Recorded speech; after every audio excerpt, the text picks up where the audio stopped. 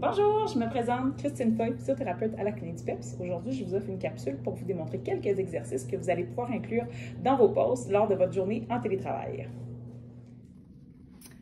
Alors, ce qu'on doit considérer lorsqu'on travaille à la maison, c'est qu'on passe beaucoup moins de temps en déplacement. On ne voyage plus de la voiture jusqu'au bureau, on ne va plus aux toilettes au bout du corridor, on ne va plus voir notre patron, l'imprimante est à côté. Donc, dans une journée totale, on est beaucoup moins actif quand on travaille de la maison. C'est la raison pour laquelle il faut instaurer des pauses, des micro-pauses actives qui vont nous garder physiquement un petit peu plus mobiles et même au niveau de la concentration, ça va avoir un bon impact.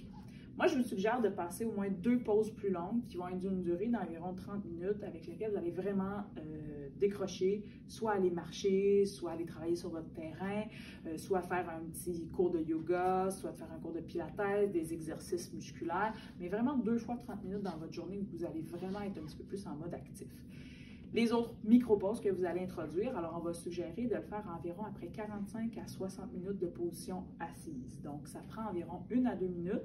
Puis, on va enchaîner quelques exercices au niveau étirement, activation musculaire, afin de vraiment sortir de notre chaise puis améliorer par la suite notre posture. Quand on va se rasseoir après ces micro-pauses-là, il y a plus de chances qu'on réadopte une bonne posture, puis ça nous rend un petit peu plus actifs. Alors, je vous propose 5 exercices à faire en circuit. Le premier, on va se lever bien sûr, on va aller étirer un petit peu le bas du dos qui vient de passer plusieurs heures assis. Les mains sur les fesses. Et on va faire certains allers-retours en respectant notre capacité, en respectant notre flexibilité, puis en respectant notre douleur. Donc, on va faire des allers-retours tranquillement comme ça ici. On va essayer d'en viser entre 10 et 15. Assez lentement, on fait ça en contrôle. Il n'y a rien qu'on fait rapidement.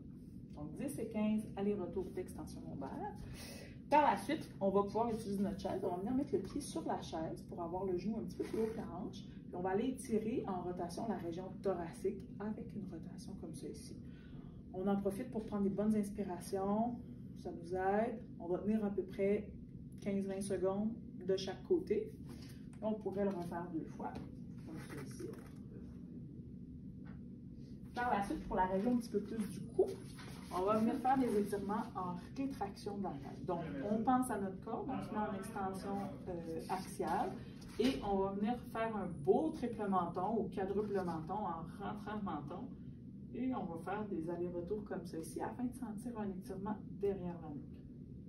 Encore ici, on peut en cumuler entre 10 et 15 au total qu'on fait lentement.